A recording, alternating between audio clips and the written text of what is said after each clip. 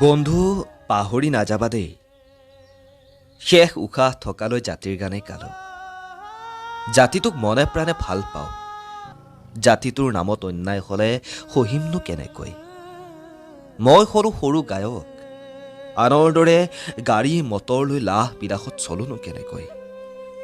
মাটিৰ মানুহ মাটিৰ লগতেই থাকিলো, আৰু আজি মাটিৰ লগতেই মিলি গলো।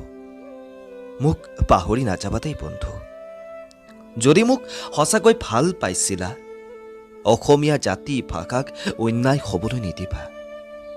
গোলাম হৈ জীয়াই নাথাকিবা কাৰো, সংগ্ৰাম কৰি যোৱা দেশ মাতৃৰ বাবে, ভাষা সংস্কৃতিৰ বাবে। চিঞৰি চিঞৰি কৈ যোৱা সকলোৱে জয় আই অসম। মই সেই দূৰ আকাশৰ তৰা হৈ চাই ৰম সকলো। মোক পাহৰি নাযাবা দেই।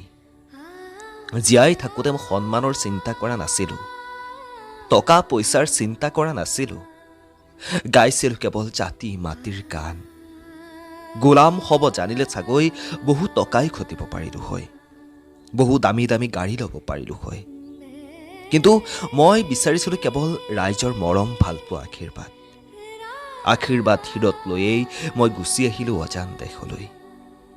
কুশলে থাকিব দেই, দেশ মাতৃক বিক্ৰী হ'বলৈ নিদিবা দেই।